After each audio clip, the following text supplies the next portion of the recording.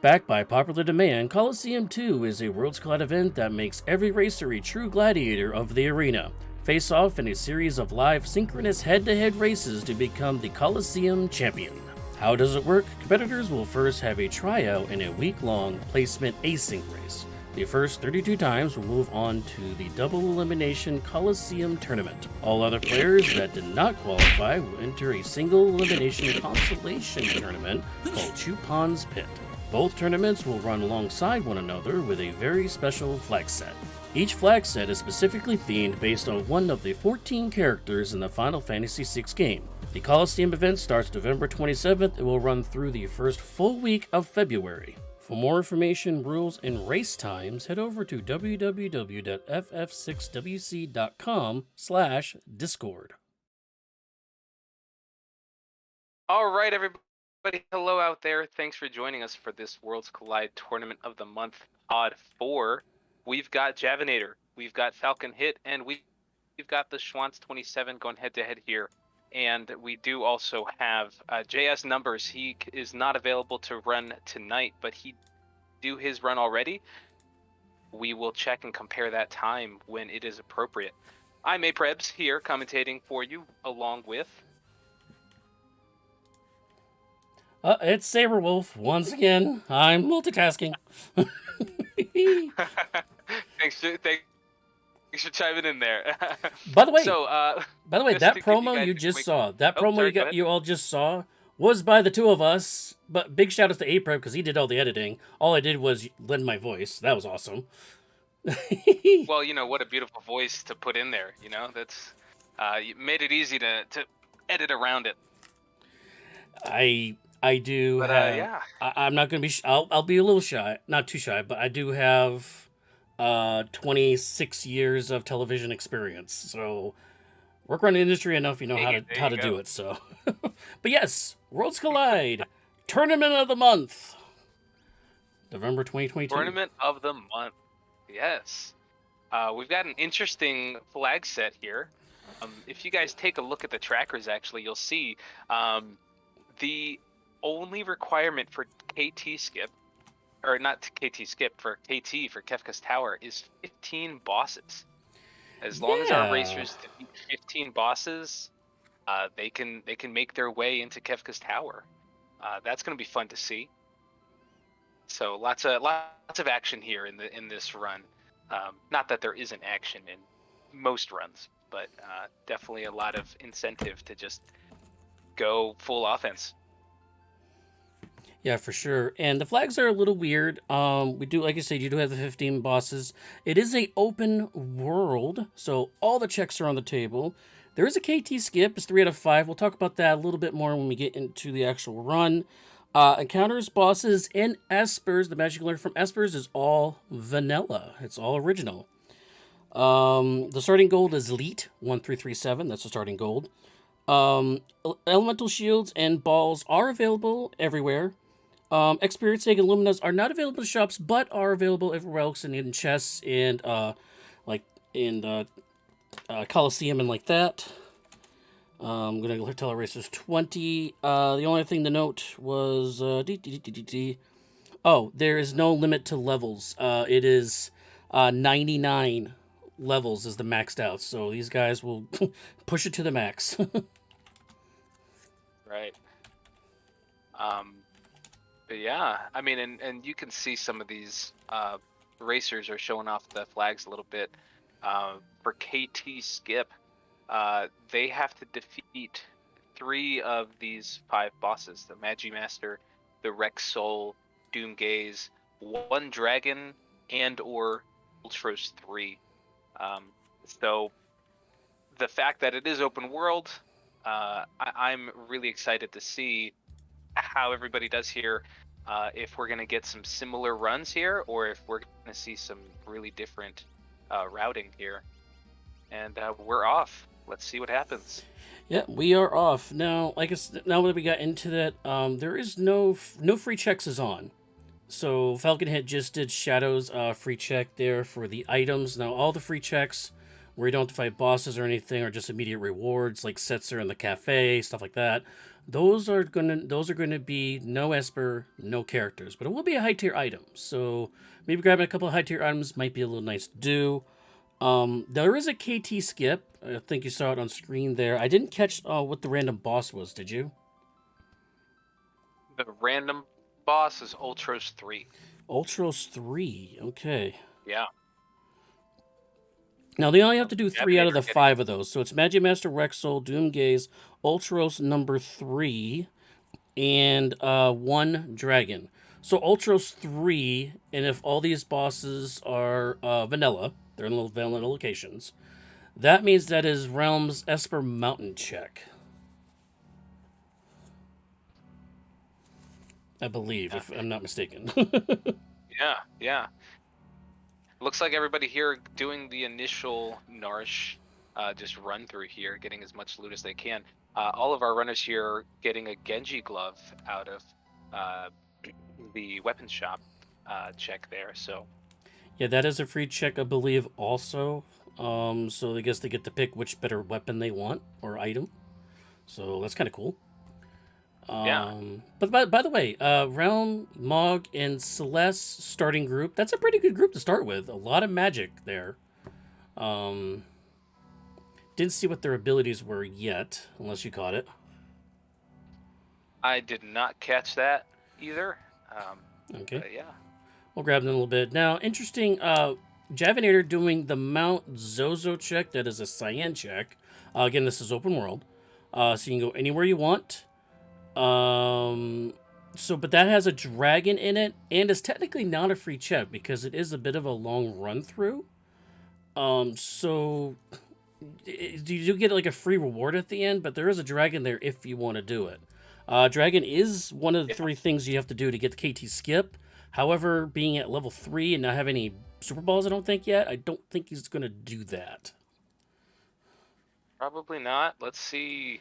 I mean, he may defy our expectations, but well, the dragons are not also, scaled. So question for you. Okay. Yeah, oh, yeah. Okay, yeah. So not doing it. Then, yes, smartly running right by it. That's question for you though is yes. Do you know if the dragons count as one of the 15 bosses, or is it only for the KT skip? It's only for the KT skip. The bosses are the bosses, and we find a Yeti writing love letters across the sea, apparently. Yeah, I'd like to read those letters. I'm not sure if that would be called a catfish. Unless you want a really strong man in your life. I mean... I just... By the way, shout out Dr. DT, one of our members of the community, with another Prime subscription for 12 months. Appreciate look at that. 12 months, yep. Thanks for these subs, Dr. DT. Also, any subscriptions and, like, chat, like, any donations like that, 100% of that goes to charities. We don't take any of that money in to upkeep any of the game or anything. 100% of that goes to charity, so... As we find our second Ragnarok free check of the game, by Schwann's there on Edgar's throne there. An Illumina right there for Javinator. For just Illumina, just lying around the streets of South Figaro. Yeah. Holy cow. Ragnaroks and Illuminas galore so far. Well, they're going to need it because, like we mentioned before, on these checks, and they are unlimited. Illumina for FalconHit as well in the Zone Eater. Now, I'm trying to remember what scan... Now, experience magic points that they get per battle. They get 8 experience per battle, 5 magic, and 5 times 5 gold per battle. However, there is no party divide is actually false, so it's not divided. Scaling is none. So that means the bosses are at the original levels they are in the game, I believe. If I'm reading that correctly. All right. So so this offensive Illumina stuff is necessary to get through this. Oh yeah. It looks like FalconHit also has Sabin now, so he is the second one to find another character. The Schwantz still looting and making his way around, not having found another character yet. No, but there's definitely these free checks are definitely coming into play. FalconHit did get a Genji helmet there, so and again, there's no scaling, so the scale is original. So no matter how many checks they do, it's not going to raise the levels or do anything else. So these free items they're getting, it's basically a chest. They're basically another chest, is basically what these are. But it is guaranteed a high tier item in that quote unquote chest. So I would definitely be excited to have a Genji glove with an Illumina and a Ragnarok. So I can only imagine how excited these guys are. A sniper for Javinator as well here in the basements there. according to Fitz, Dragon horns as well. According to Fitz, it's vanilla commands. So that means Realm Sketch, Mog Dance, Celeste Runic, and Yeti doing Yeti things. And Sabin with Blitz. So I guess the ball's more in FalconHit's court, I guess. Although Yeti has very, very strong stats early in the game. So early game, I think, goes to Jav, but later game goes to FalconHit right now. Oh, Celeste has Sword Tech. Like, oh, no, so it's not... Yeah. Oh, he's wrong. I'm sorry. It is randomized. It is random unique. I guess we'll just have to double check whenever they finally decide to start getting into battles and leveling up. Yeah. But I do know that Magitech, Shock, Possess, those are off the table. So no like speed running of Shock or Magitech is available. But apparently Celeste does have Sword Tech. Now Sword Tech, this is open world, and Sword Tech, 8 Sword Techs is learned by doing the Dream. So that should be on the table, along with Rexel also being a KT skip condition. Yeah. So a lot of power right there by going to the Dream. Now, you do have to fight the Three Stooges to get there, which is not an easy fight, especially if they're at the original levels. So that you have to keep that in mind too. Throne. Yep. We already saw that throne though. Yeah. Yep. So Ragnaroks are on the throne, and Shadow Gauhouse's checks. There's 2 Ragnaroks. So, but yeah, we're just still looting here. But I want to give a couple shout outs though. As you notice, the tracker is different. The layout's a little bit different. As you can see, we have the bosses check and the number of checks that they have done. Those are now available on our background. Shout out to Captain Yoo-Hoo. They help us with the backgrounds and everything with the layouts and like that. So shout out to them, Captain Yoo-Hoo, for that. So yeah, it looks gorgeous. I love it. And also shout out to the background. One Free Fits is also in the channel with us. They are doing the tracking in the background, so shout out to them too.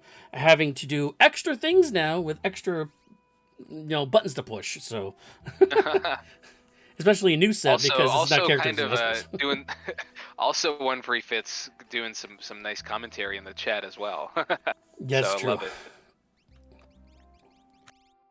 All right. And I see a Fantastodon in chat too, who also helped me with the Fastest Furs Fall Festival, which was a great event. They did end up raising quite a bit of money there by the end of it.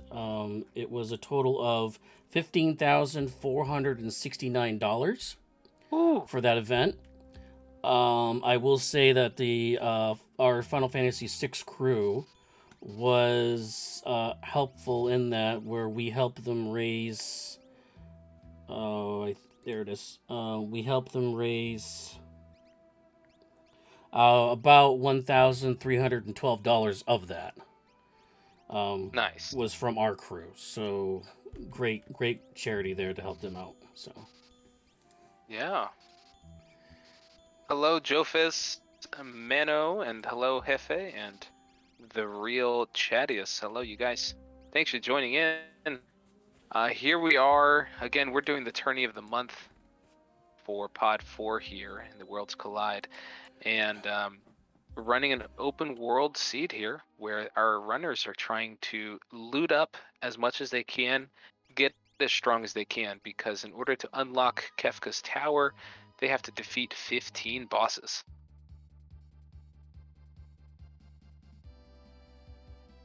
They can unlock a Kefka tower skip, just as a reminder, if they defeat 3 out of 5 decided boss checks. That's Magi Master, Rex Soul, Doomgaze, Ultros 3, which was one boss that was picked at random, and 1 dragon.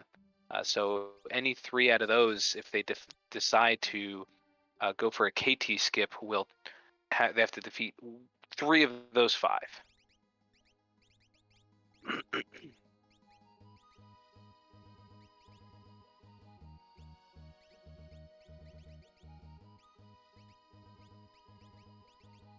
All right.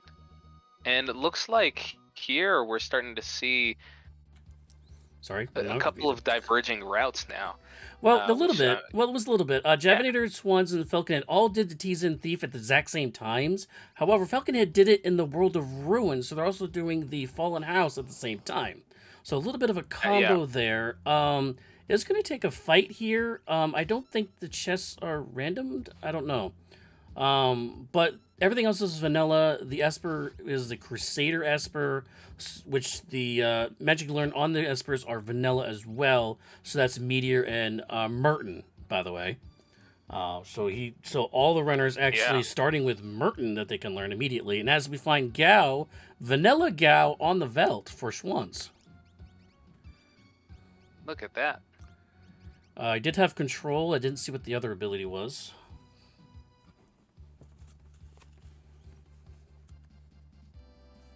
Meanwhile, Javinator doing the Phantom Train, I guess he liked what he saw, or is deciding that it's just worth it to go through the train.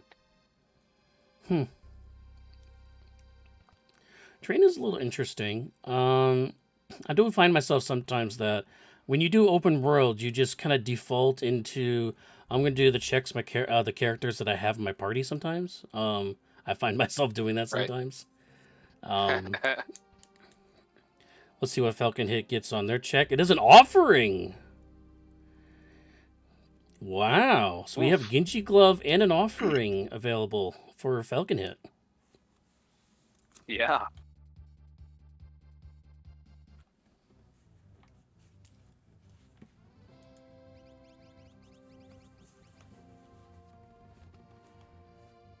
And yeah, that's right. Hornet or Lance too, as Kirksey points out in the chat. Yeah. Well, that'll be good. Go ahead. Sorry, go ahead. Go ahead. You go. No, you go. I was just going to say, I believe I think all 3 of our runners have found that Aura Lance and Dragonhorn, I believe they were in, I'm not quite sure if it was World of Balance or World of Ruin, but it was South Figaro. So they definitely have a lot of offensive capabilities right now. Well, I believe that Mog will fly because having that Aura Lance with the Dragonhorn, all you have to find is Dragon Boots, and Mog will definitely be in jump mode. Oh, yeah. Because I believe he is a natural Aura Lance user. I believe Pearl Lance is for Edgar, if I remember correctly. Or it could be backwards. I don't know. I know that one can weld one can weld the other, and that's a 500 battle power Celeste, by the way. Yeah. With Genji Glove. Yeah, dual welding Genji Glove with Ragnarok's. Yep. Whew. And then a double earring realm over here as well. First fight of the night, FalconHit with tunnel armor. Here we go. Well, this is a very easy boss fight. It's also a good place to get levels, so this is a really good plan so far from FalconHit. I do agree with that. Javinator is doing the train, which you can automatically kill with Phoenix Downs or Revivify, so that's going to be an easy fight too, so long as they get the attack off before the train does. That's going to be a dead Yeti. Oh no, Yeti staying up on that. Ooh. So that is a free kill for Javinator with a free boss fight. There we go, and FalconHit finishing his right at the same time on that tunnel armor. And he gets the Raiden Magicite for that, so it is randomized. So the right. Magicites, so the Espers are random in locations, but they are, but the magic that they carry is going to be vanilla. So.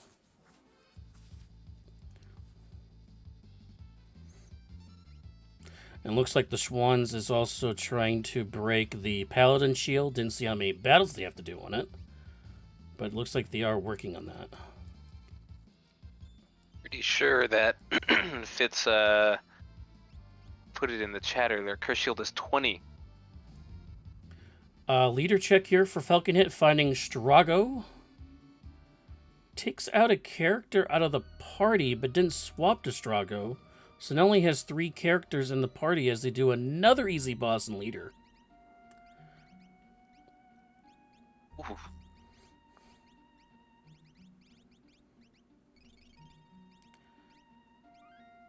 Oh.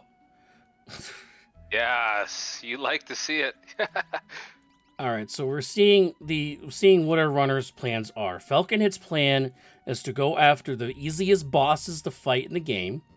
Javinator went after the train, which was an automatic win because of the Revivify effect, because that flag is actually turned off.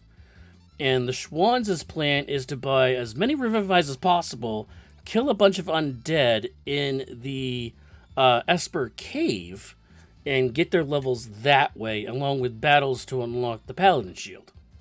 So, and Javinator now doing an interesting check in Ebbett's Rock. Huh.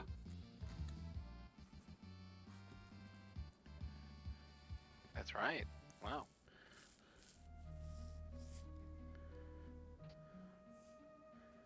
Ooh, Behemoth Suit. That'd be good for Realm.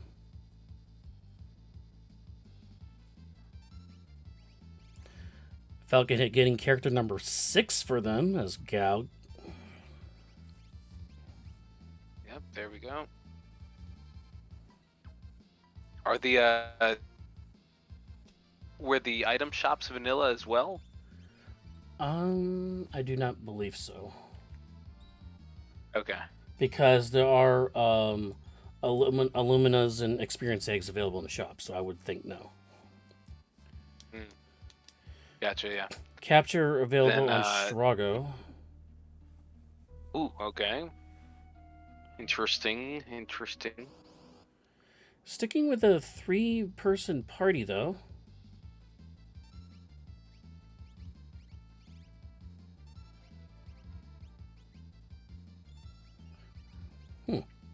Yeah.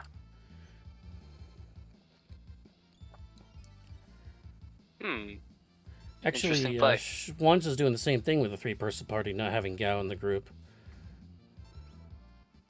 Oh yeah, Fitz and the real Chadius bringing up the is 6 EXP on? Because if it is, that may be why he's. No, it's not. No, it is off.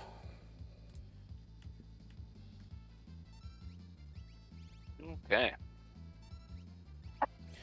No experience party divide is false.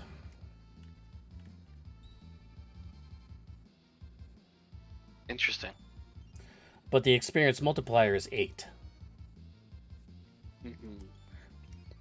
With a threshold of 99, so. Gotcha. Yeah. I do want to see FalconHit finding the dragon boots there. So Mog Online. Yeah. Which also means Schwanz found it too, because Schwanz is doing the same check. Yeah.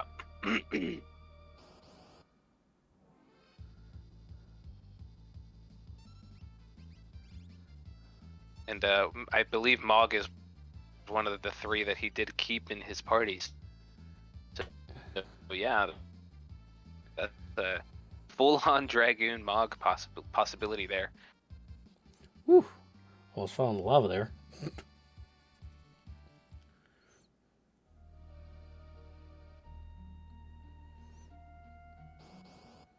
I fall into that lava far more often than I care to admit. Boy, procs are coming left and right for Javinator here. Yeah.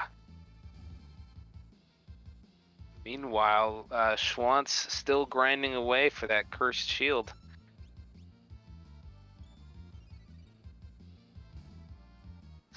I appreciate Fitz the support there.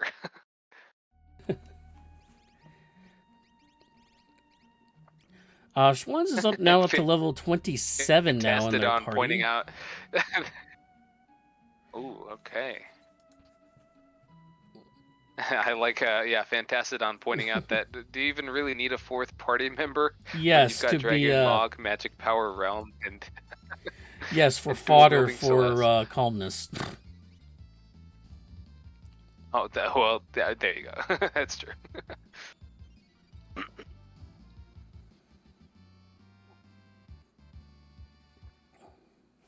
Oh, I should pop see Right, which yeah, it audio looks we're like listening all to of our here, so. runners here are kind of in the grind mode now. Schwanz is going to finish off the cave here first before FalconHit, as FalconHit does the same idea. Getting the levels in the Esper caves. The end of the cave is Is another Ragnarok. Oh another my gosh. Ragnarok number 3. And you get a Ragnarok, and you get a Ragnarok, and everybody gets a Ragnarok. It's raining rags. I'm gonna. Hallelujah. Yeah, Oh, I got gonna my have voice to, back. I love it. we're gonna have to make a meme on that for the Instagram.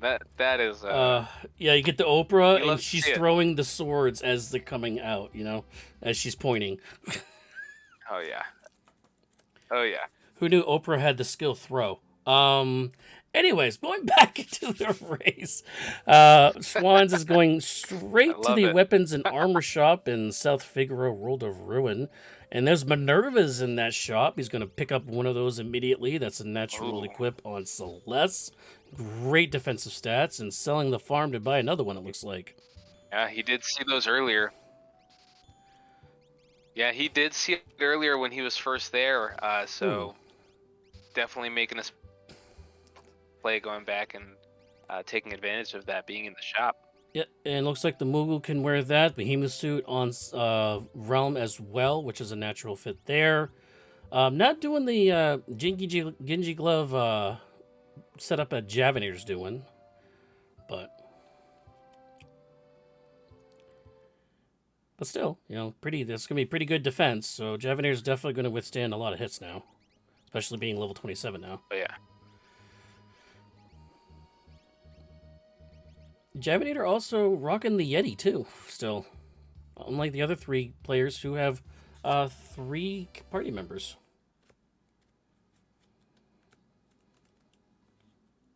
Yeah, very true.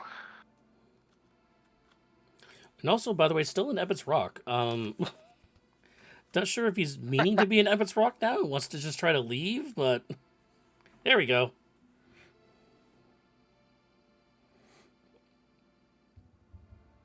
I believe that's where he may have been grinding some levels. Oh yeah, they've been there for the last, I want to say 10 minutes actually. Yeah. But now is actually going to be facing Haydn and the Haydenites because the bosses are vanilla in their locations, as Schwanz faces yet another easy boss fight in the Wilk. That's right, and Javinator using Revivify on that Haydn. And that's a kapow for both of them.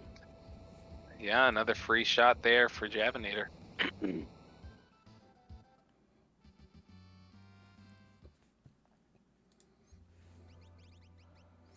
gets a lock for their troubles. Oh, because they did the because they actually did the lock weapon shop, and they can actually get the alternate choice there as well. So easy boss fight going into the alternate choice, and now they have a Genji glove.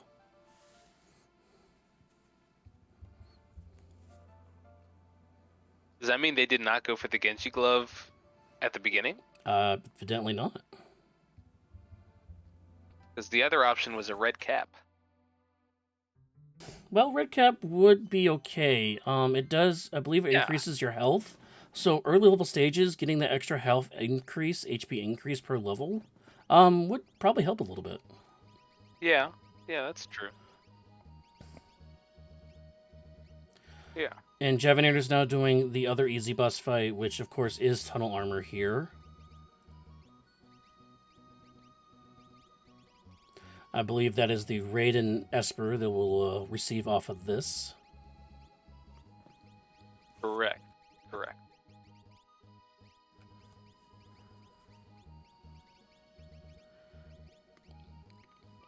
Schwann slapping the Illumina onto Locke.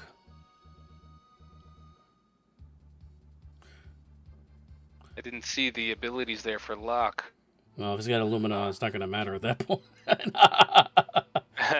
That's true. I mean...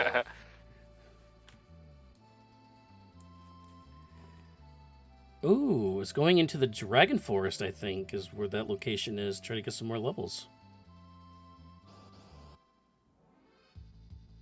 Or the Dinosaur Forest, rather. This is a vanilla, like, original Final Fantasy VI pixel remaster kind of thing. Grinding here in this forest. You just look for this forest in the shape of a dinosaur head, and this is where the dinosaurs are.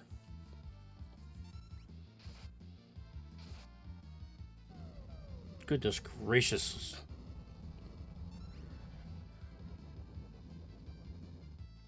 Now Javinator taking on that Welk battle as well.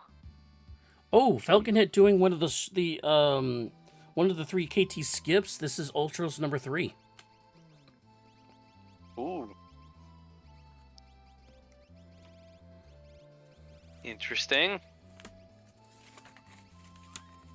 Let's see if this plays out into a full KT skip, or if this is just part of his routing for a normal run through. I like the idea though. I wouldn't be mad about it if he did try to go KT skip. Yep, and then warps right out of there too, right after it. So that's an easy boss fight actually. So because it is an Ultros fight. Not sure if they're going to do Dream or not. Now that they might have Raiden. If Raiden or Odin wasn't on the table, I would have gone for it, because getting that Sword Tech 8 gives you the instant kill that you would need for K1 and K2. But now that they have Raiden, that's not really as necessary now.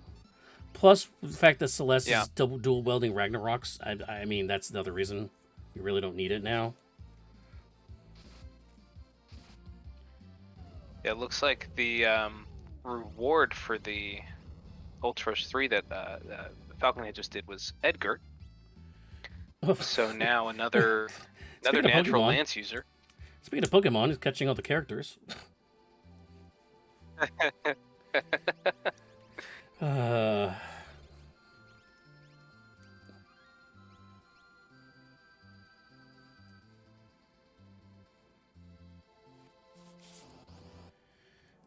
Yeah, interesting play here with the, keeping 3 characters in the party, but going for as many characters as he can get. Yeah, that is true. But the one thing you have to worry about, though, is with only 3 characters, you need to have that, you gotta find that, protection from calmness, because now you're putting more eggs into one basket. As it looks like our Twitch stream has just crashed.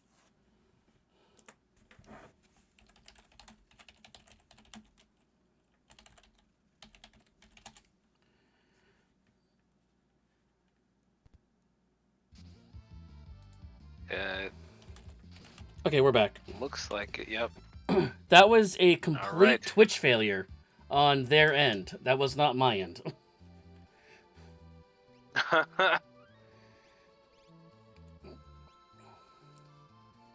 Twitch just couldn't handle the power in the seed, Well, it just kind of buckled under the pressure. Well, it is Thursday nights, and I have noticed on Thursday nights while the football game is on, I noticed that Twitch does die sometimes.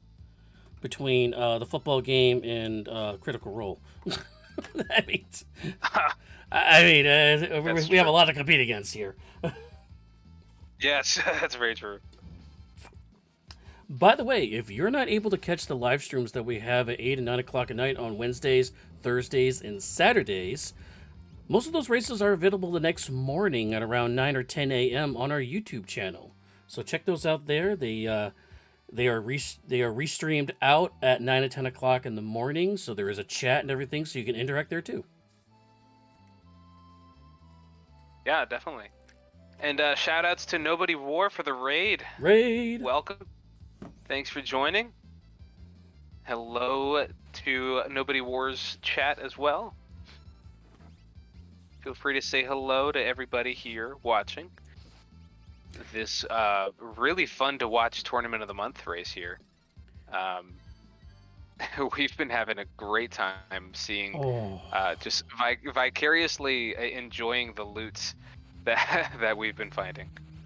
Okay, so Javinator just did the Vargas boss fight. They picked up Tritoch, who teaches all 3 of the elemental spells. Also, with the Crusader having +2 magic power, has been applying that to their characters while leveling them up. So now it's currently on Mogg. So it looks like Mogg's going to be a bit of a spellcaster along with Realm. And they're also going to be able to learn all the level 3 spells as well as they go into the leader check. Schwann's is going to go to Ebbett's Rock now that we saw earlier. Javinator gets the Strago there on the leader check. And FalconHit is going into the basement, or the trash bin, I guess you could say, of Magitech Facility. Is going to go against Infrared. And then probably later the Numbers Magimaster Jr. here. Right.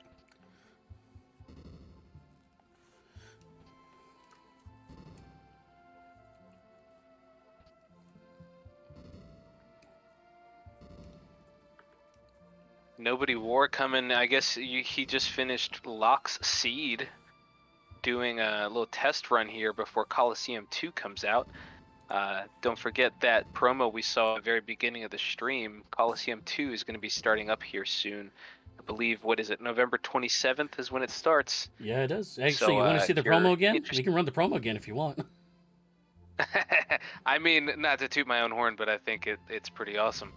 All right, we can run it again. Not disturb this. Yeah, go for it. Let's show it off again, just for all the people in chat now to get a taste of what Nobody War was just streaming.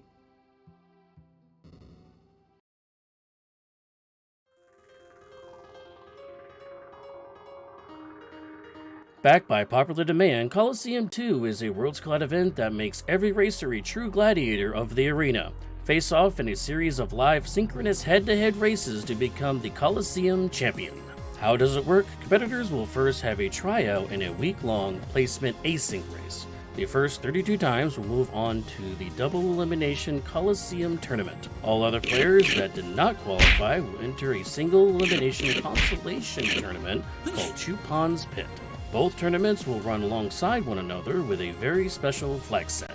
Each flag set is specifically themed based on one of the 14 characters in the Final Fantasy VI game. The Coliseum event starts November 27th and will run through the first full week of February. For more information, rules, and race times, head over to www.ff6wc.com/discord.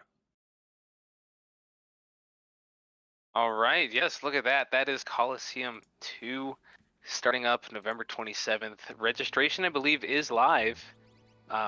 Check our Discord and look up the rules and get yourself registered. This is going to be a real fun event. So definitely check out Coliseum 2 when you guys get the chance after this Tournament of the Month race. Yeah, and again, if you're past the 32 runners, you're not the best 32, there's still another side tournament that's going to be available for the rest of us, lesser Moogles that are out there. So again, check that out. That's a lot. That's a much nicer way than I was going to say it.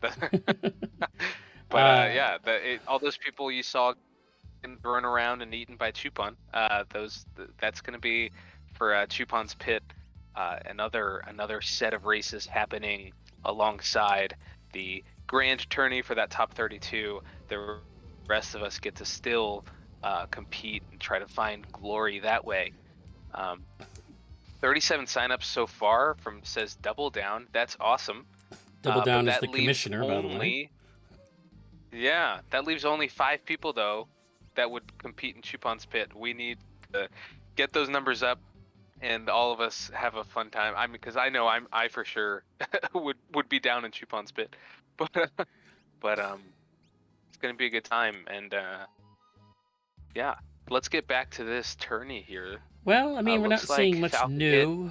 Yeah, we're not seeing much new. Javinator's now Yeah. doing the trash bin in the Magitech facility now. FalconHit's now doing the Dino Forest. Ooh, getting a really bad... missed as everybody. That's cool. Schwanz was doing Ultros 3, which we saw earlier. It is one of the KT skips. Now is doing Falls. That's going to be the Piranhas, Time Waster kind of boss, but it is still a boss check. But it's a little behind in the boss checks. We do see Javinator with 6, FalconHit with 6, Swans, this will be number 5. I think actually Javinator, this will be number 7 for them. So Swans a little bit behind on the boss checks because again, KT unlock is based on bosses fought, not anything else, not characters, espers, or dragons. It is based on the numbers of bosses that you have defeated. FalconHit with a reset, by the way.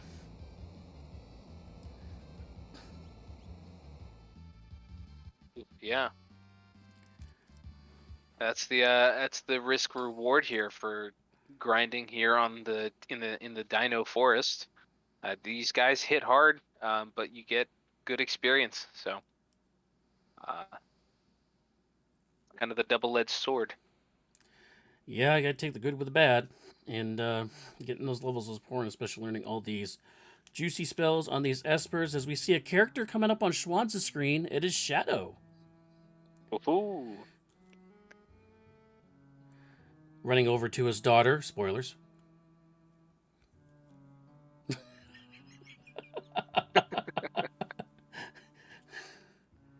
Who, by the way, what kind of a dad is he? He has Runic as his ability. What kind of dad is he? Is he let him she was in the burning house, and he didn't rescue her. He just rescued him for the dog. I mean, what the heck? The reason why I bring that up because I just did that on Pixel Remaster last night, and I was like, I just thought of me like, wait a minute. Yeah. Yeah, Kirksey pointing out that Schwanz is a little behind on the bosses, but I believe he is the one who's ahead in levels.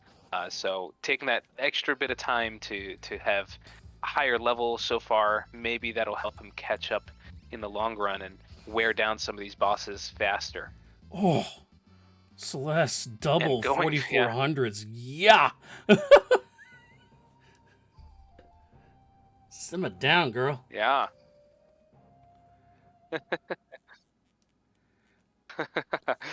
By the way, yeah, I mean, and showing the results right there.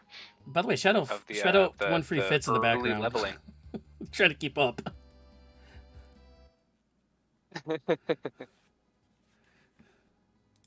Yeah, there's a lot happening. Yeah.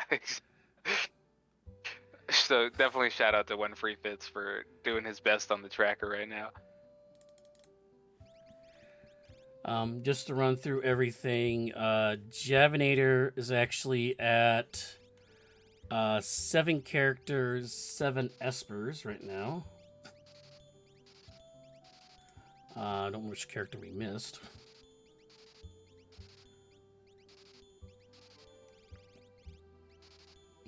Meanwhile, Schwant's going back and seeing if he can get more Minervas for his party.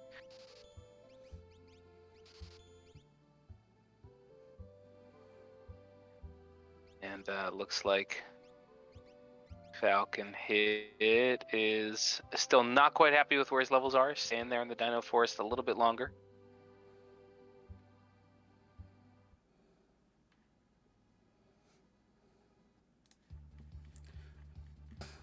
Meanwhile, Javinator showing carrots. off everybody's favorite plant life. Yeah.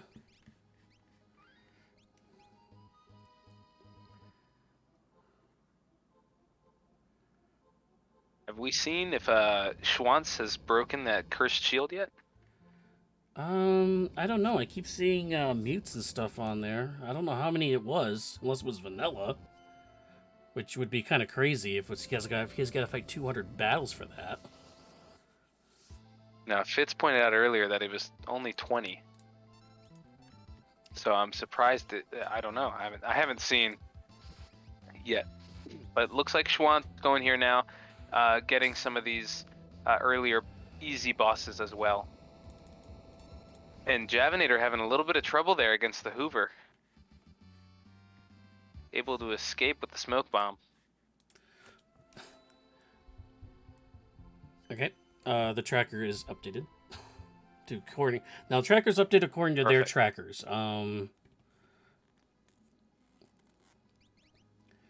So Javinator is up 9 bosses to Falcon hits, and Swans is 6 each. Falcon hit has done 2 extra checks more than Swans. And yep, he does that. Yep, and there's your answer. Paladin Shield is available. There it is.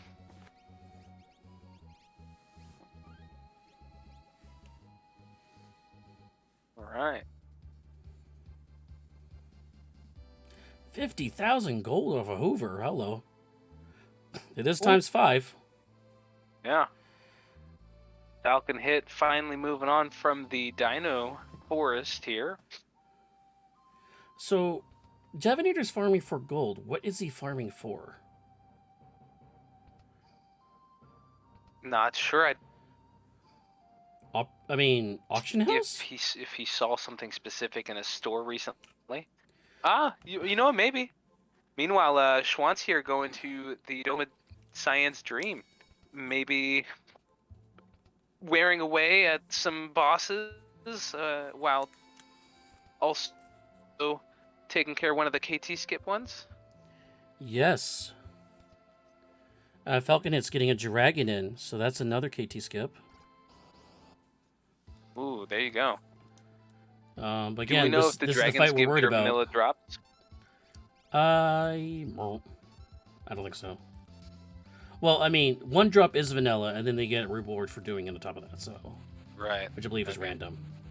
Like 1 drop's vanilla, 1 drop's not. But again, the dragons are not scaled. Okay, I was gonna say dragons are not scaled, but that's a dead Dargon. Yeah. It's gonna be a lot of experience off this. Genji armor. Don't need that with all the Minervas, so... Yeah. Oh, but he doesn't have Minerva. Never mind. Yeah, I believe... I think Schwantz is the only one who really saw and was able to buy all those Minervas. Ooh, we have dead characters on Javinator's screen here on the Hoover, so only Mog and Edgar Jump Party is going to get the learning off this. By the way, Javinator's at over 200,000 gold right now. Ooh. Almost 250,000. Yeah, let's see. Yeah, let's see if he does end up. It looks like he's staying there a little longer. It might be just experience that he's looking for. But if he does end up finding those same Minervas that Schwantz had, or going to the auction house, I think that'd be easy. Or that'd be nice to see what the auction house has to offer. Yeah, Celeste just can't stay up off those hits off the Hoover, though. Good use of the Raiden there. But yeah, unfortunate that Celeste is not going to get that EXP. Was that a VK knife on Mog for Falcon Hit? Yes, I believe so. Yes. Because he just took out Tritouch very quickly. And that's a cat hood. Hello. Talk about money gain. That's going to go slapped on Realms' head very quickly, as she's a natural wielder of it. Yeah.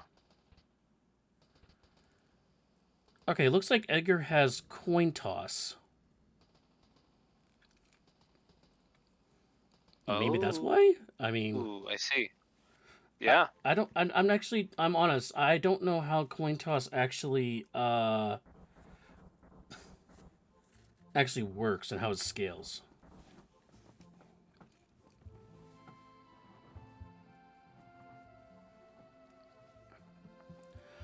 By the Looking way, not a here at character for the. Swans on this dream.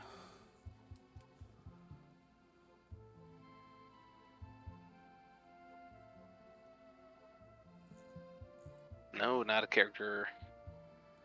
FalconHit visiting our Yeti friend, although he's not going to join the team this time, it looks like. No. But let's see how quickly he's able to make work of Yumara here.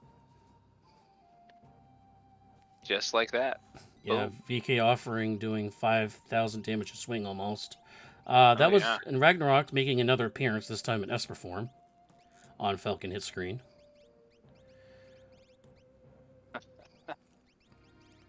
just just all the Ragnaroks. I love it.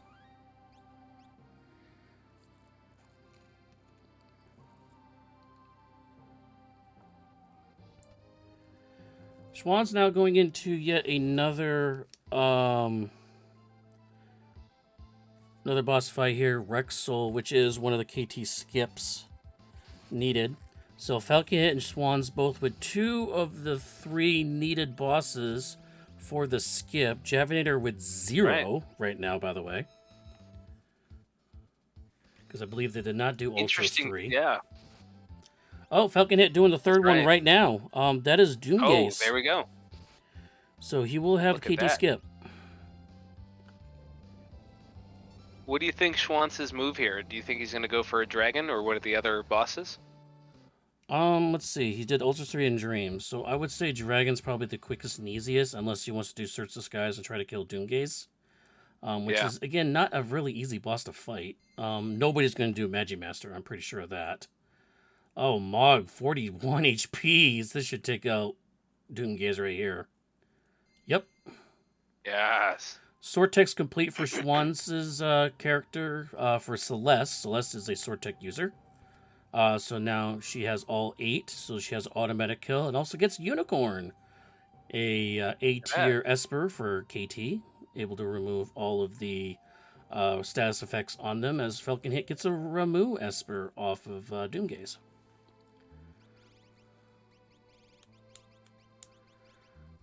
Moneybags over here, Javinator, with almost 600,000 gold now. Besides, I guess that's enough to pad his coffers.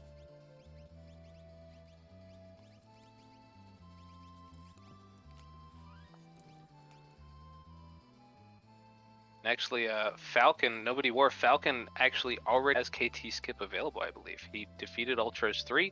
He defeated, and you see he is heading his way to the tower already. He defeated Ultros 3, a dragon, and Doomgaze. And those 3 are of the 5 needed to do the KT skip. So, well, let's give it to him. Just then. here. Yeah, just under 49 minutes here for FalconHit as he makes his way into the tower. Javinator going for the Doomgaze. Try that again. There it goes. There you go. Love it. Javinator here doing his first boss of the ones needed for KT skip. Although he has been the one who's ahead in bosses for most of this race here. So interesting to see if he's just going for an easy to find boss or if he also plans to go ahead and skip. FalconHit running into Atma here.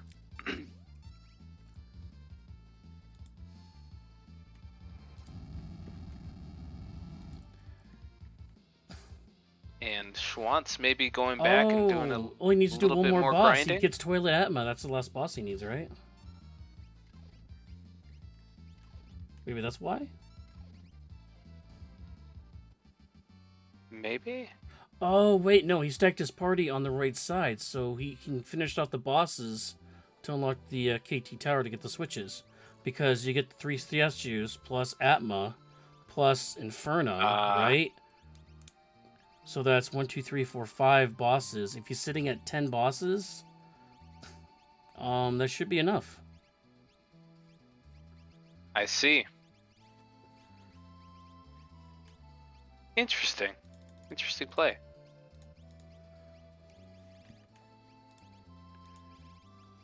Called thinking ahead right there. Yep.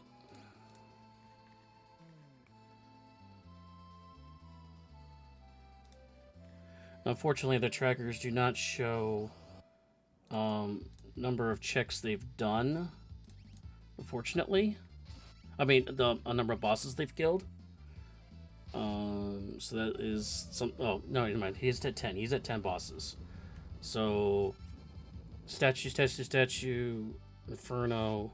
Oh, Guardian. That's 5. Yep. So yeah, he can finish. He can finish the bosses here, which unlocks Kefka's Tower inside of Kefka's Tower to actually get to Kefka. Right. So there you go.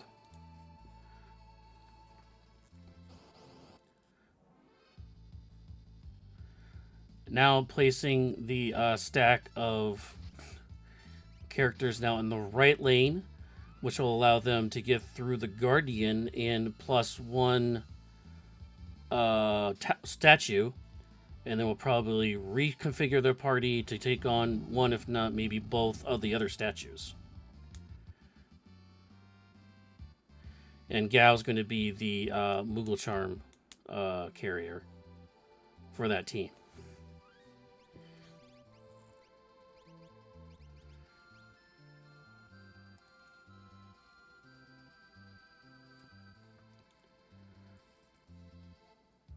Smart move here by FalconHit, putting that red cap onto Mog just to get a little extra output out of that Valiant knife. Smart moves there, and an economizer coming out for Javinator there. Oh, and Javinator's now doing the same thing. They're at 10, so they're also inside of KT as well. Yeah. So actually, no. So I won't run the animation yet because they haven't technically unlocked Kefka yet. Yeah. So I guess that was kind of premature. They're just going after. So Javinator actually did not do the shortcut, which is interesting. So that means actually, since FalconHit does have the shortcut, the third time they enter into Kefka's Tower, because once you use the shortcut the first time, you can't use it again. So they cleared out Toilet Atma, reset the party, come back out. Now they're doing Inferno, plus I'm guessing Guardian and maybe a boss and a statue boss there. Reset again, and either going to split the party or put them together from running through the whole tower again to get one statue, the other statue, or on the last time they're going to enter Kefka's Tower, they're going to use the shortcut to immediately get to the switches. So they don't have to run the tower again.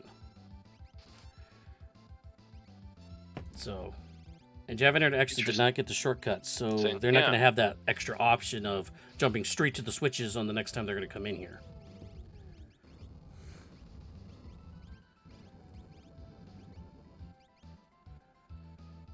But Javinator does have the team overload on the right side the first time through.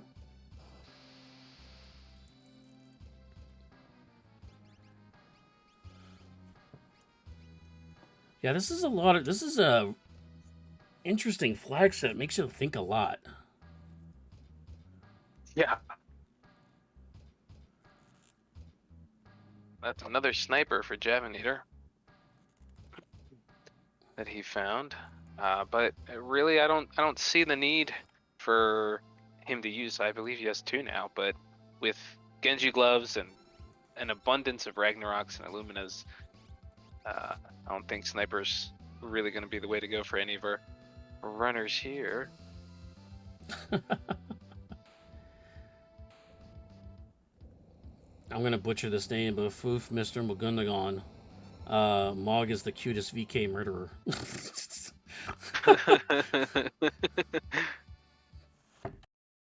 Mog is the cutest, period.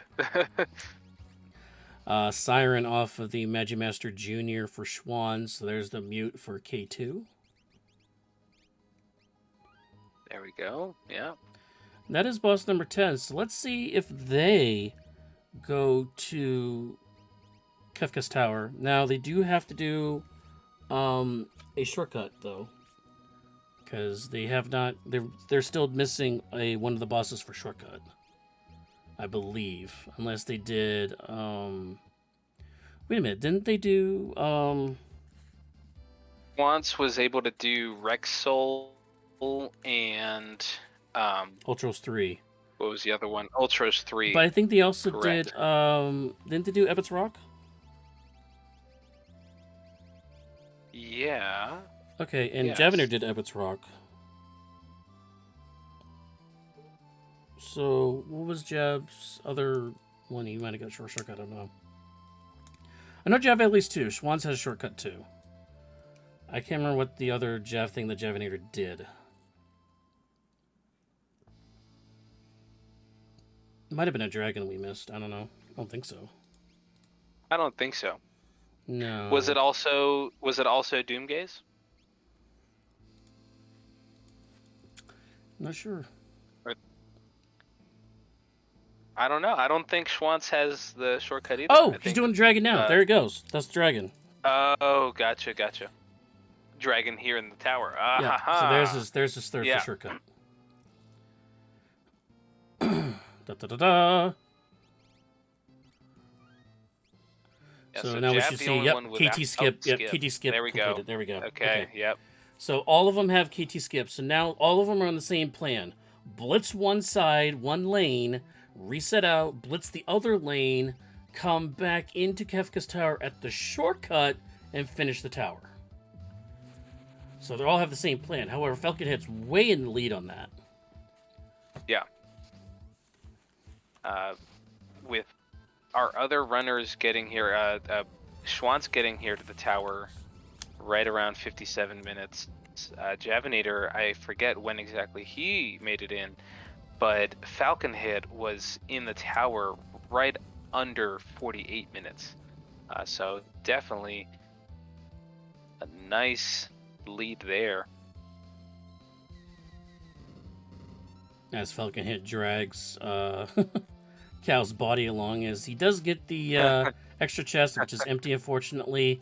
Again, bosses are vanilla, so the statues are vanilla.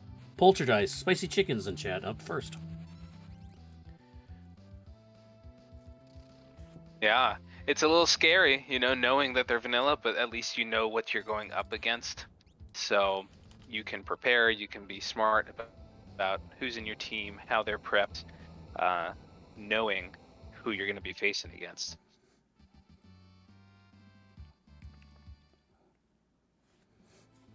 And yeah, one free fits with that spicy chicken. One thing I do want to point out is that in order to get to this point, Javanator did 18 checks, Schwann's did 19 checks, and FalconHit did 21 checks to get to this point. But yeah, FalconHit is actually in the lead overall. So FalconHit did more checks and somehow managed to be actually in the lead over the other two competitors.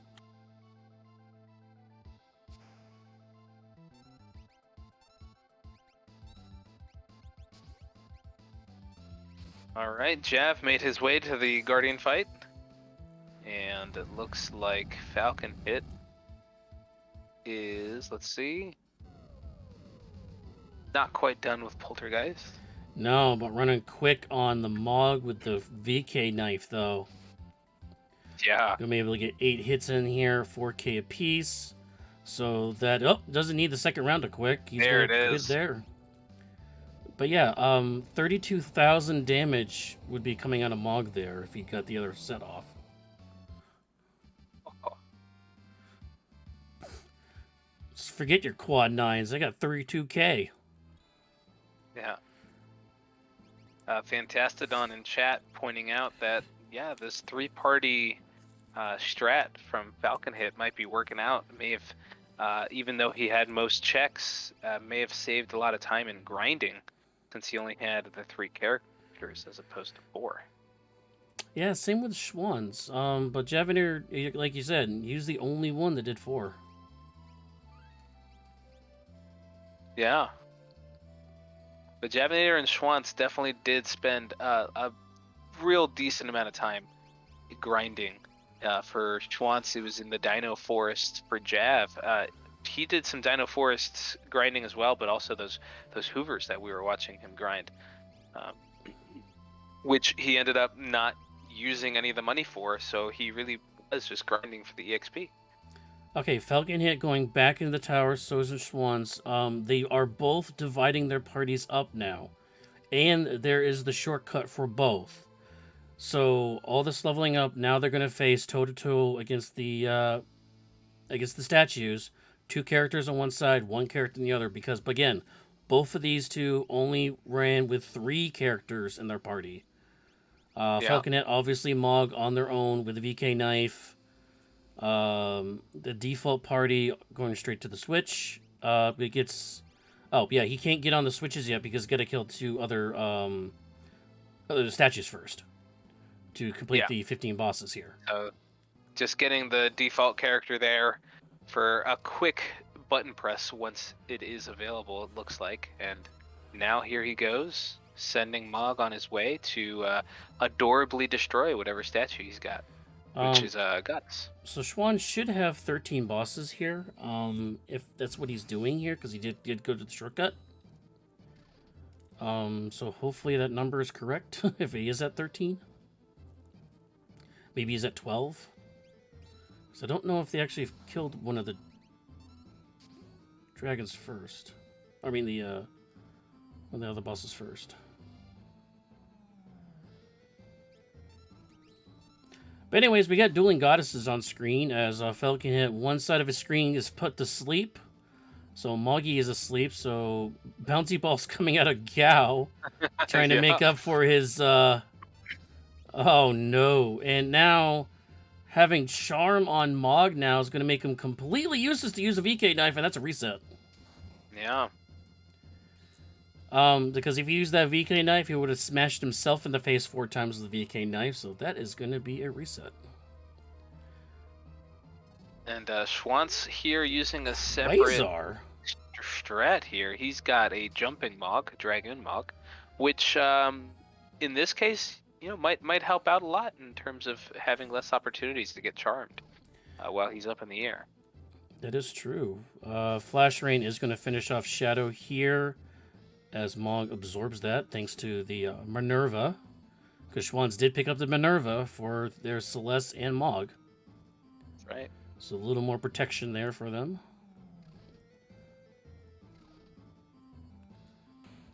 Whew, that's a dead goddess.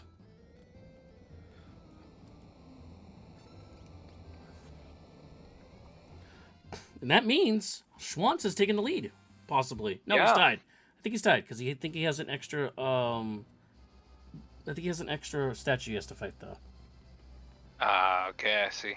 Javinator now resetting out to get their shortcut. They are splitting the party up to 2-0. Well, Yeti's gonna solo, but he's gonna separate the party 2-0-2 now. Only 2 characters are really pushing there, so.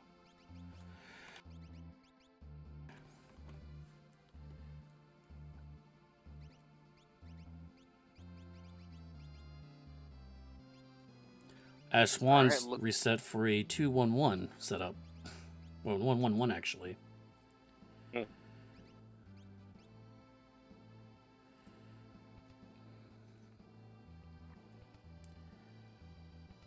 Alrighty, and here comes FalconHit with the Quick and the Valiant Knife. Let's see if he's able to get off enough damage.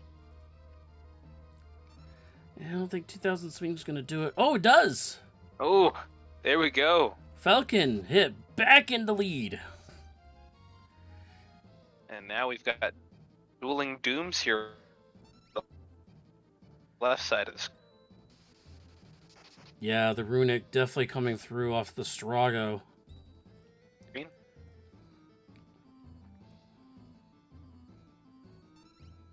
Oh, yeah.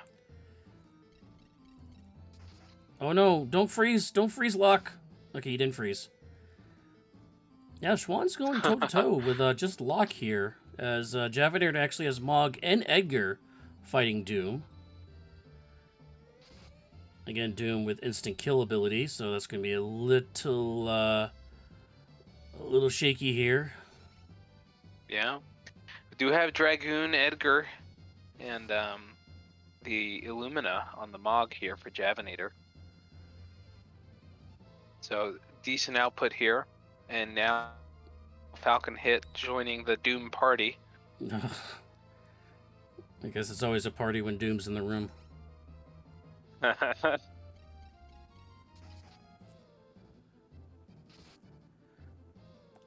Judging from Swans' flashing lock, it looks like they have Genji armor, Genji gear with a force shield and Illumina as Javanator finishes their Doom. 2 more statues to go for them as Falcon hits on their 3rd statue. Swans is on statue number 2.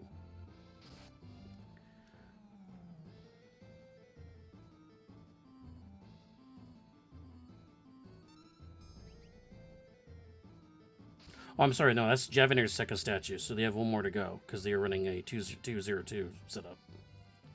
Yes, yeah. So Javanator is now tied. This is going to be a very close race at the end. Yeah, because for FalconHit, this Doom is his last statue, correct? Yes. So Falcon he's still in the lead. And it looks like there he's just finished off Doom. So FalconHit finishing his last statue. And that makes it 15. And he's already got his default character in position to just switch and hit the button. Oh, Demon Rage coming out for Swans' screen. That's going to knock Lockout. He's got to do it again.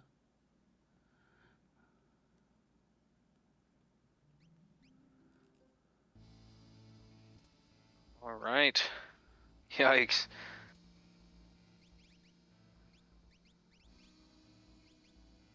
Javanator now moving on to Goddess. That's his last statue. Wow. FalconHit is in go mode officially. Here we go. All right. And since that is the official unlock for FalconHit, now we'll run the animation. This is actually official. He has unlocked Kefka. He's going to fight Kefka right now.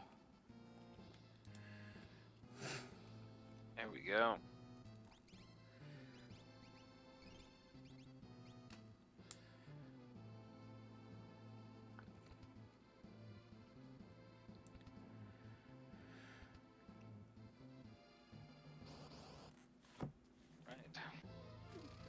We are going to switch over to... All right, try number 2 for Schwantz here against Doom. Let's see how this fares. Edgar taken out immediately. Still relying on luck to maybe solo clinch this against Doom.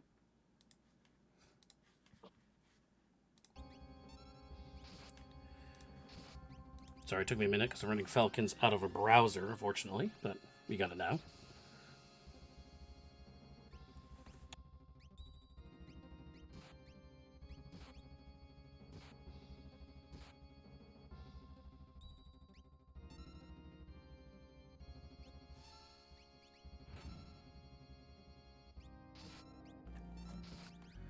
So you want to run through Cave 1 for us as before Falcon and Mog destroy everything?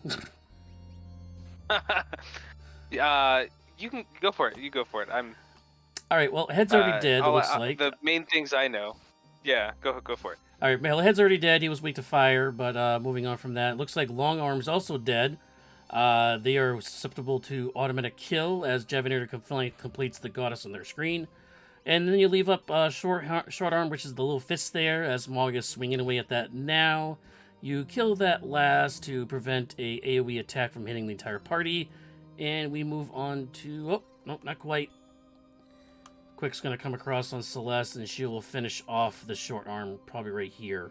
Especially with the Pro Proc here. Oh, yeah. Meanwhile, Javanator is just about ready to take on the final Kefka as well as the Yeti hits the final button. Boom, there's Kefka right there.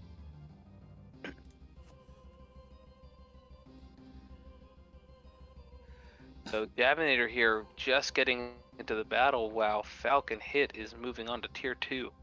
Yeah, Javinator passing Schwann's there, so Javinator taking the second position. Not too far behind FalconHit, so this is still a fast, quick race here. And now we're on to K2. So it looks like Siren coming out here for FalconHit. That's going to mute Magic there in the back row. That's the Kefka image facing away from the rest of the grouping there in the middle screen. Tiger there on the bottom. They're weak to Ice 3. We did learn Ice from Tretach earlier in the game. Hits is the blue guy there sitting on top of Tiger. They deal 10 hits at the end of when they die. And Tools there in the middle. They're also susceptible to instant death like Long Arm is. So you kind of want to take them out immediately because they do a lot of weird attacks there to your party. So the order is to mute Magic, instant kill Tools, kill Tiger, then kill 10 hits, reset your party health, and then finish off Magic because, well, they're silent, they're muted, so they really can't do anything.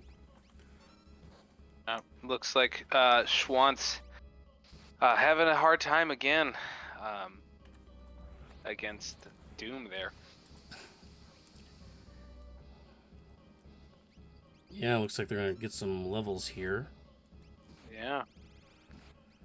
Maybe try to learn some quick or something. Of course, Inox, not what you want to see because they muddle your party.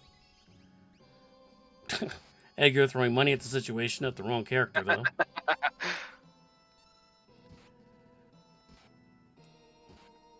Oh, jeez. Well, you know, it doesn't help when your own party members don't help you try to level. Yeah. Tough situation here for Schwantz, as he has to decide if he wants to keep trying to go for the level up here or maybe reset the party. I want to mention on Javinator's side, Edgar is the jumper, Mog is the Illumina user, as Celeste is dueling Ragnaroks and is invisible at the moment. And Realm is, of course, doing Realm Murder Child things by casting magic. And again, this is going to... Oh, Javinator moving to Tier 2. So again, this is going to be interesting. Javinator has 4 characters to fight with. Falcon's only fighting with 3. Is that going to create the catch-up mechanic for Javinator to take this and maybe win the seed? Yeah, we'll see. We'll see what happens here. FalconHit does move on to Tier 3 as Javinator is beginning his Tier 2. But yeah, let's see if Javinator can out-damage and outspeed the Tier 2 defeat to catch up with FalconHit and see what happens there. This is going to be... this is exciting. Now, FalconHit on that Tier 3, there's only 2 portions of this fight. There's the floating head of a female there. That is Girl. She has 9,909 HP, absorbs all elements, and her only job is to really heal the Kefka image in front of her, which is sleep. After Kefka ruined the world, he rested. Kind of like a biblical reference there. But ooh, Girl only down to like 500 HP. That's going to finish her right there. So now the tricky part is sleep. The less health he has, the more agitated he gets, the more spells he starts throwing at your party. Particularly Meteo, which is actually a physical high damaging skill. So you kind of want to throw up Fenrir, Gollum like that. Unfortunately, we did not find that. So we are going to take a calmness hit here, unless we have Life 3 learned. But I don't see that either. So we are going to lose a party member. Hopefully it's Sabin. Sabin's kind of the sacrificial lamb here.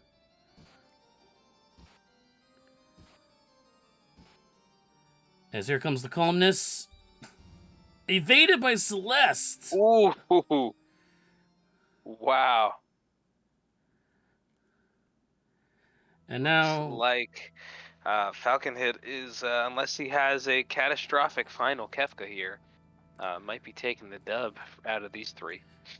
Yeah, well, he does have low HP totals, so with only 3 main characters, that means stuff like Goner's going to do more damage to them, because the less amount of characters you have up, the more damage Goner does, because it does divide the damage on the party. Kefka has multiple stages. In the early stage, you just kind of want to reduce his health down. Well, first stage, actually, his fallen one. Sometimes if you do enough damage, you can avoid that from happening. We do not have a Mega Elixir to counter that, so we're just going to be able to base on our Cures or Seraphims or maybe Elixirs to get around that. Might be able to do enough damage here, though. Realm there. Yeah. V-Day Knife with the quick might get us through the Fallen one. I might go straight to the power-up on Goner here. Yeah. Which will be stage 3 on this. There it is. Yeah. So at this stage, while he's charging up, Kefka cannot do any kind of attack, so this is where you do all your damage jumping. So Celeste is going to swing the swords, Realm's going to do fire 3, and Mog is going to swing the VKs. But I think that might be it. Yep, that's it. FalconHit wins it. Look at that. GG for FalconHit. Meanwhile, Schwantz still having to reset to Doom one more time there. FalconHit with the official time of 1:16:07. Woo! 1:16:07. Now, we'll say GS numbers. Now, we mentioned at the beginning of the broadcast, GS numbers did run this already before these three did. They ran a 1:47, so not a factor in the final for this. Oof. All right. So that means FalconHit will be moving on to the final next week. And then we'll face one of the winners of the other 4 pods. All right. Well, congratulations to FalconHit there. That is quite a time to put up there on the board. Once going back, doing a little bit more grinding here. And Javinator here still finishing off, just finishing off tier 2 now. Nice work there.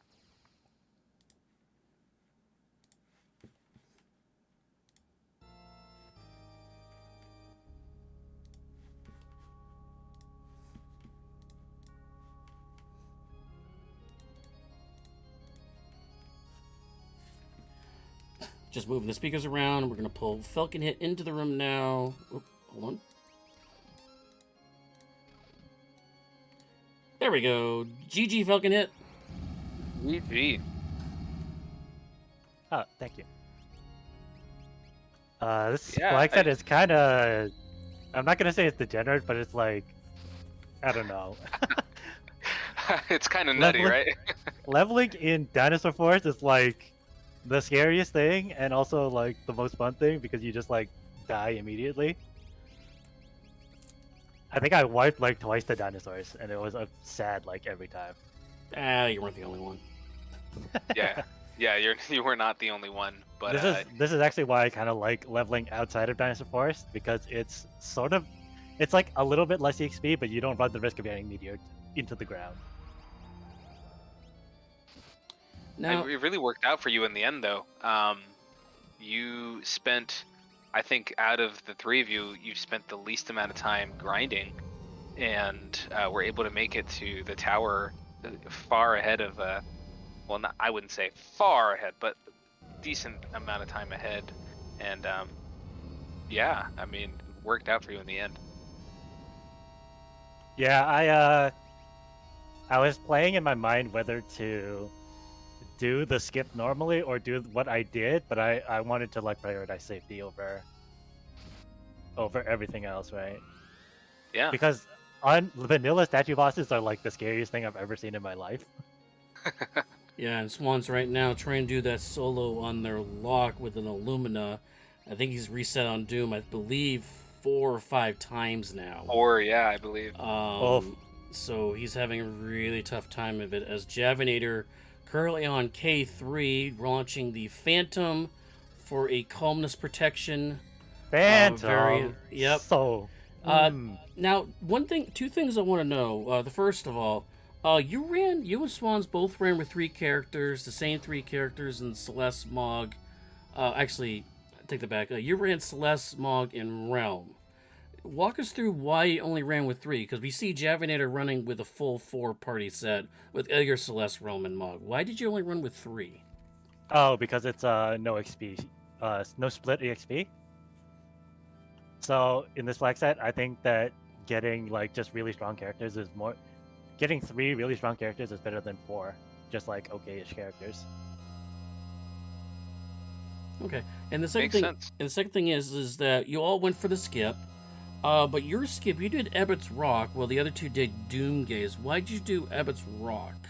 I didn't do Ebbett's Rock. Oh, you didn't do Ebbett's Rock. I'm sorry. Oh no, you did Doomgaze. I'm sorry.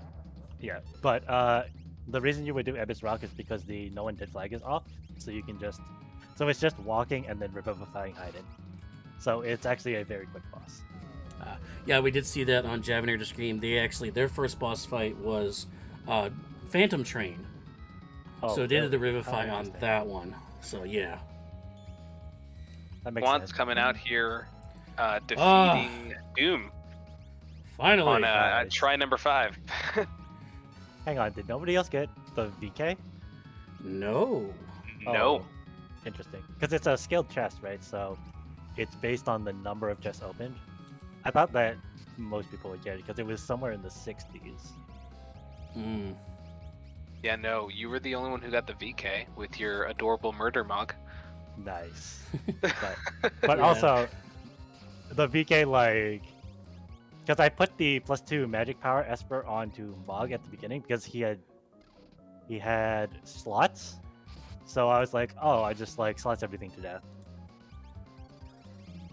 But then I found that, oh, what is it? It's not only Mog, but like Mog was the only one of my 3 characters that could equip VK, and I was just like, oh, VK is like the one thing that can out damage infinite magic power like characters. So I'm just like, oh, I'm just gonna use VK, which was okay. It's not like I had like plus health on Mog for the entire time, so he doesn't dealing like quad 9s, but it's like if you're dealing like 20,000 damage per rotation, you're having a good time. Having a good time. All right, Javanator here, coming in with his finish of final Kefka here. Nice, GG. Congrats to Javanator as well. I don't know if you looked yet, FalconHit, but JS Numbers did do the race originally. They had a time of 1:47, so it did not factor into this, as both of you did that much under that time. So That's great for myself. yep. Yeah, definitely. Yeah, and Schwann's, by the way, he's in the chat in our little chat room saying Doom is the worst. Yeah, Doom really we is. feel you, buddy. That's why I had 2 characters on the left side, because like Doom in the siege, especially, you didn't have much armor, and yeah, having 2 Illuminus versus an Illumina Rag was a huge difference because it cut the physical damage by half because I could backline less. It was very helpful. I think Swans didn't end up with a 4-character party because I think they have, or I can't remember if it was you or Javin. No, I can't remember who it was that found the Minervas. was Swans. Minervas. I think that was Man. Yeah. I was Which I Mog was could really- which Mog could wear, by the way. I was really suffering for elemental protection. I think at the end of the game, no. Realm had a cat hood and Mog Yep. had a force shield, and then Celeste had Yeah. nothing. So I was like really worried that I'm gonna die straight up to a Merton from tier 3, because the Doom combo is like quarter into Merton and you have no Merton protection, so you just like explode. Yeah, Swans is running Minerva on Celeste, Minerva on Mog, full Genji gear on Locke, and a Behemoth suit on Realm. So Yep. he's full protection on their characters. Yeah. Makes sense. I thought about leveling to get Sortek 7, but like, am I really gonna use Sortek 7 over Genji Glove, double sword, like ever? I don't think so. I think that's just DPS loss from animation time. I really want to get Javinator in here and ask him why they. You guys all did pretty much the same checks and went to kind of the same places. The one thing Javinator did do is they went to the gold desert and they farmed 600,000 gold. Oh, nice. Not sure why, other than the fact that Edgar had GP rain. But Javnator going for that imp robot.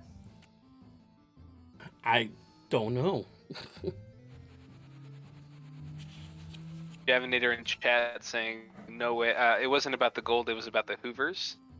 Cat Rocks just happened to also be there. Okay.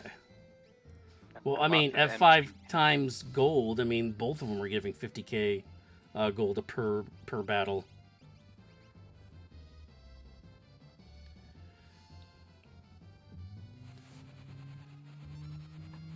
So Falcon, what overall with this flex and everything, you're moving on to the next round. How are you feeling about this? Because you did put up a good time at 1:16:07. I really like this route. Shout out to, I think Schwantz was doing a practice with, and did the grind in Cave to the Sealed Gate, and I Yep. was like, oh wow, this grind is so much better than mine. I'm gonna steal this because this is like a flag set where you can like, I'm not gonna say snipe, but like snipe route decisions, and I was like, this is just so much better. Yeah, And they piled up those revivifies and went through that undead cave. So yeah. And if Zenobian is in the finals, I'm gonna have to like cut a lot of looting. I feel, because I think you can cut this down to like 112 ish as like a normalized time, or as a normal time. So yeah, I think there are like a lot of improvements you can do.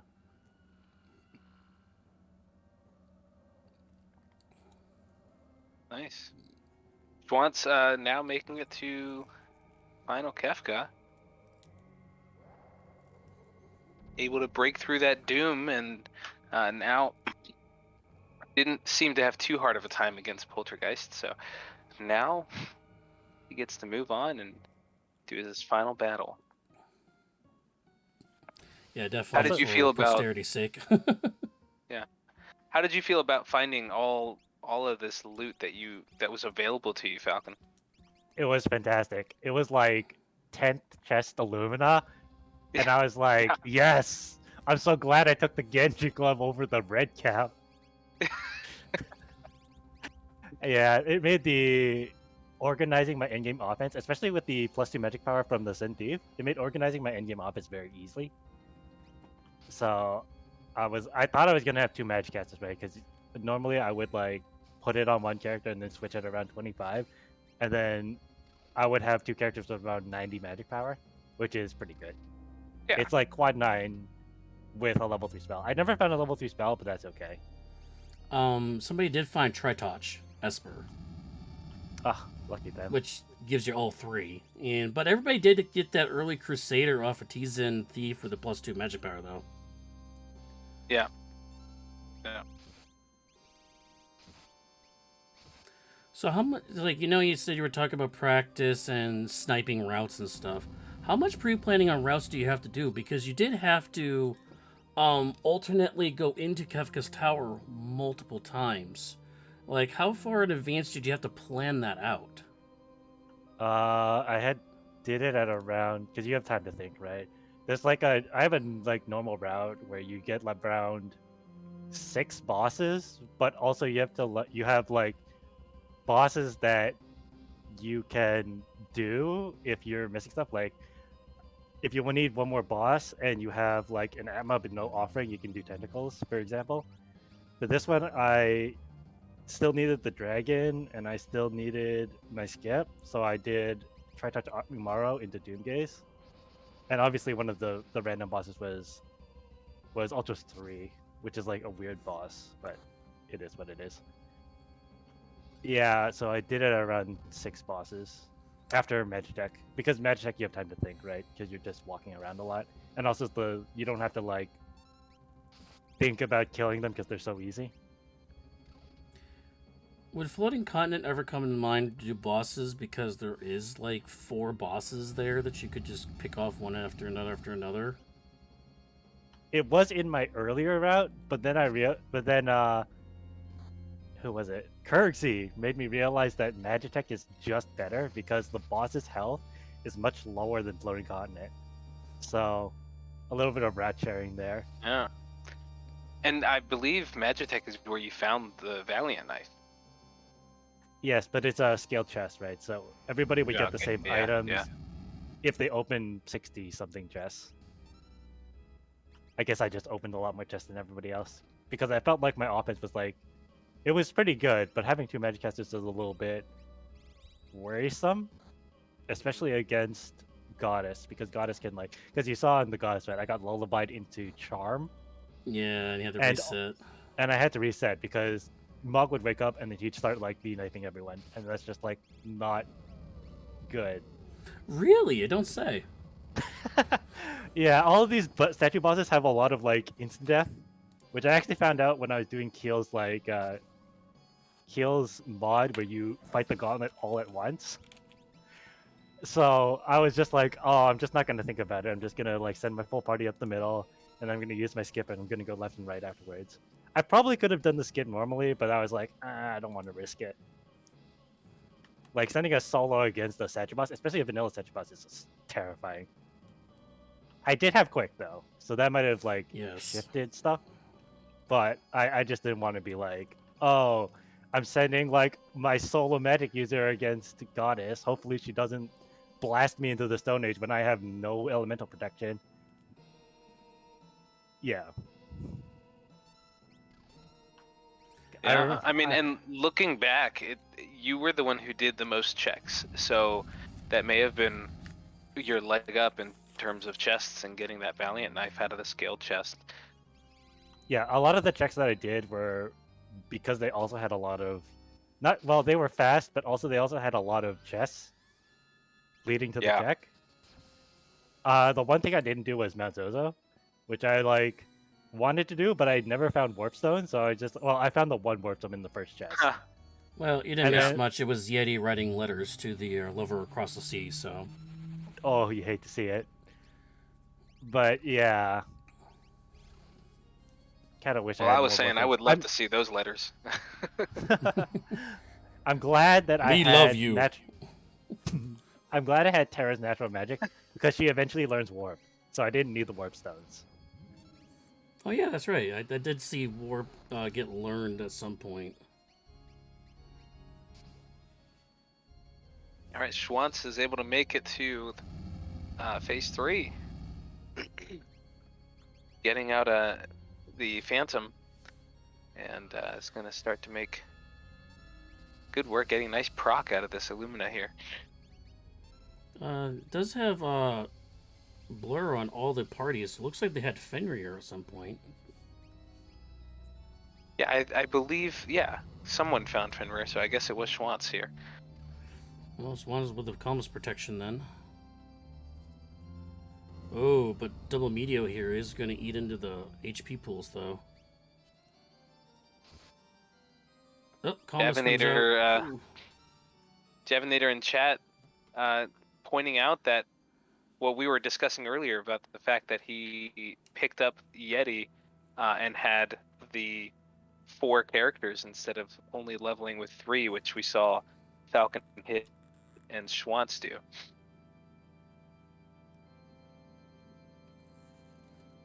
Yeah, he got the Yeti early on, was using it as their 4th character very early on until they got to picked up the Edgar, and Edgar swapped out that position and continued with the 4-party setup. Yeah.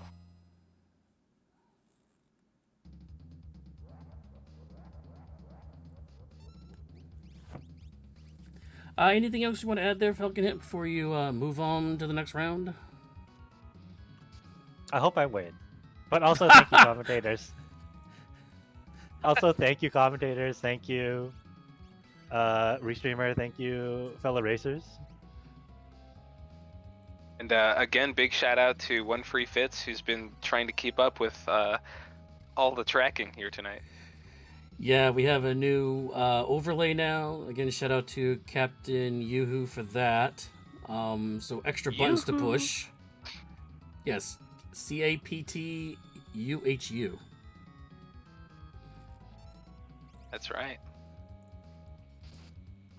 FalconHit, are you signed up for the Coliseum 2 event? I am. I have been grinding a lot. I posted my practice stats in general chat, and yeah, hopefully I plan to do at least 2 of each of each flag set. I'm doing it just for the fluff of it. Anytime I enter a tournament, I do get in the top 30, so. But in the bottom 20. So right around 28, 29. So I'll be on the fringes of it, hopefully. We'll see. I mean, I'm assuming we're starting with just Terra's flag set, I'm hoping. But we'll see what happens from there. See what happens. But I am not looking those of you forward to Yeti. I'm not looking forward to the Yeti one at all. Those of you watching, though, make sure you visit us at on Discord at ff6wc.com/discord, and make sure you check out the rule set for Coliseum 2 and consider signing up. It's going to be a great event. As we mentioned before, it is sort of 3 sections. There's a preliminary round where at the end of those runs, it gets split into 2. There's the sort of higher tier top 32 runners, and then for those of us that fall into Chupon's pit, we'll be able to continue running. We're not out right away. You get to keep having fun with this event in Chupon's pit. Make sure you guys sign up. It's going to be a good one. And it's the Swans on that note, just finishing Kefka 135.55, finishing 3rd overall. Yeah, there we go. GG to the 3 of you. Great work. This was a real fun one to watch. Seeing, what was it? Was it 3 Ragnaroks and 2 Illuminas that we saw within like the first, 10 minutes? It was wild. Yeah, I loved every second of it. Yeah, Swan's been saying he felt he was playing really well till he hit the Doom wall. He should have overloaded the party, like what was happening earlier, which is what you were doing. And hit each bosses with an overload with the kind of swing. Now, I mean that does take extra time, but is it rewarding when you do that? When you swing all of one party to one side then the other? It's definitely safer. I think in this flag set, I could have probably gotten away with a normal skip. I would have had to go 1-1-1, which I've said before is very like scary because a lot of the statues, especially not Guardian, but like a lot of the statue has like instant death. Well, I'll put that in quotations because Doom's is Northern Cross. So if you're like solo party member gets Northern Crossed, it's just a reset, right? There's nothing you can do. It's not like your other party members are any useful. And obviously, Poltergeist has Stop Blaster, and Goddess has Lullaby, and also Charm. So it's very risky, but if it works out, you're so golden. Yepper. We do have the Swans jumping in the restream chat here. GG for finishing off the race. We'll chat with you really quickly here. But yeah, as you were mentioning before, hitting that Doom wall, unfortunately. Yeah, I screwed up at the very, very beginning of the seed by picking the the red cap over the Genji glove because I thought it said Genji helmet for a second, and I was like, oh man, I'm gonna have to go back for that. So that kind of screwed up my routing a little bit because I went to Welk much earlier than I wanted to, and I guess it was fine because I then picked up Locke, who could use one of the many swords we found, right? But yeah, so my strategy for these seeds has always been grind at the 2 spots you guys saw me grinding at, which was in the sealed gate cave and then the dinosaur forest thing there, and get to skip. And at the point where I kill the dragon in Kefka Tower, I make a decision. Do I have enough offense to split my party up and do the skip now? Or should I keep going, kill Guardian and Poltergeist with my full party, and then send 2 people on either side? And I decided I've got Stop. I've got somebody that's using Jump for Goddess. I had Illuminas for Doom. I was like, I could split my party up and I could be fine. What I should have done, because Doom has given me problems on every single time I've played one of these seeds, is I should have put Realm, my Merton caster, with Locke with the Illumina, and on the Doom side, and then put Celeste just straight up the middle, because Guardian is whatever, not a big deal. And she learned Stop, right?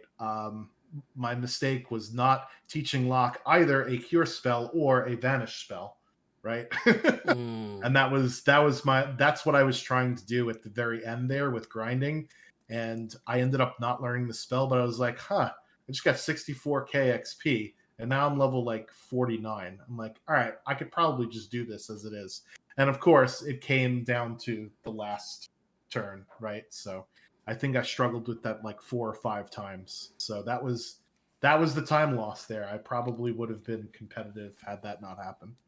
Well, we'll note that while you were doing Doom, all of you were doing Doom at the exact same time. So at one point, but I mean, FalconHit was in a slight lead. They were up a statue over everybody else.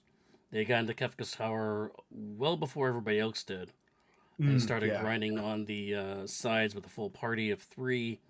So I mean, but there was a time when all 3 of you were doing Doom at the exact same time. So. Well, at least the race was competitive before that. Yeah, so I actually thought I was going to have the most problem with Goddess. So that's why I did my Goddess fight first with Mog and Shadow getting to show off Runic for once in the Worlds Collide seed, right? I thought that boss was going to give me the most problems because I'm like, oh, Doom's not going to be a problem. With an Illumina, I will block every single one of his hits, and I will always hit him, even in phase 2. And that was not the case. It was pretty bad. So, but congratulations on FalconHit for moving on. He definitely deserves it. I usually know when I'm going up against racers of either FalconHit or Javinator's caliber, I I better bring my A game because Javinator dominated our Ultras League division this season. And FalconHit's in Mega Elixir, so obviously I'm working from behind. I almost considered doing Magimaster and Fanatic's Tower just for the memes, because we learned Berserk like pretty early. But I was like, you know what? Don't do memes. Go for the throat. Go for the jugular. And of course, I screwed it up anyway. But that's all right because it was a lot of fun. Oh yeah, no, this was a real fun race to watch. I've got some memes planned to make based off of tonight's run already, so you know. Yeah, especially the Ragnaroks. Yeah, with Oprah giving out Ragnaroks to everybody. Oh yeah, for sure.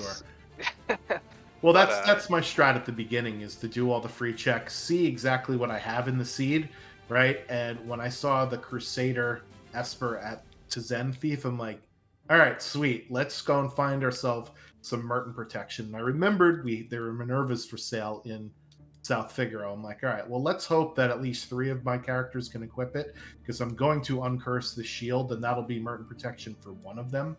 And then when I found that 3 out of my 4 party could wear Minerva, I'm like, all right, that's what I'm doing all seed, is Merton with Realm, you know? Yeah. So, you know, you're the only one who found those Minervas. Oh, really? Where did I guess everybody went World of Ruin South Figaro maybe, or did they just not go to that shop? They just didn't really go to that shop, or yeah, if they did, it was the World of Ruin. So interesting. Yeah, so the thing with these seeds is, since the magic is vanilla, right? The Esper is teaching magic. Unless you get some of the World of Ruin Espers, like the later ones, you're not really going to get great magic in a seed. I just happen to get lucky, right? And I wish that Gao was better than he was, right? And I put him on the bench immediately because of the split XP flag, right? Because I would guess that people are normally like, wait, you have 4 characters, why are you using 3? And it was because of split XP, right? So that's why I was just like, Gao is not going to get used. I'm going to wait for somebody who can use this Illumina. And thankfully that was right afterwards, so. Nice. Cool. Well, yeah. GG. I'm very interested to watch this seed back, and of course, thank you all for putting on the show, for tracking and commentary and restreaming. Really appreciate it. Can't have the show without you guys. So thanks for volunteering. Appreciate it. Not from me. You volunteer a lot too, pal. That is true. That is true. I do enjoy putting on races. It's always a lot of fun. Oh yeah. It's always a good time. But GG's to all of our racers tonight. great work out there. And again, One Free Fits, thank you so much for being on the tracking. There was quite a lot happening. You kept up really, really, really well. And thank you, Saberwolf, for commentating with me tonight. I can't wait to see the sweet new overlay in action for sure. So ooh, yeah, it looks real nice. Thank you to our designers for putting in a couple of new knobs and whistles for us. Really appreciate that as well. Yeah, definitely. Shout out to them on that. So we're going to wrap up the stream right there. We are going to raid Luna Chimera. Luna Chimera is doing a very, very late Living Seed.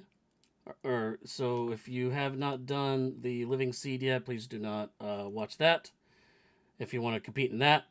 But we're going to rate them because they were one of our fastest first runners, so we want to give them a little love for that.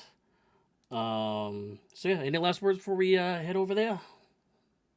No, just thank you all for coming out and watching tonight. And yeah, let's go raid and have a good time. Alrighty. Enjoy. Thank you again to Javinator, FalconHit, and Schwans for the run. And of course, JS Numbers in the background, who ran theirs earlier in this pod. Prebs, thank you again for helping with the comms and, of course, making the beautiful promo. We'll see one more time before you get off the air. One Free Fits working in the background on the tracker. I am Saberwolf. Hope you enjoyed. Thank you, and have a very, very good night. Bye-bye.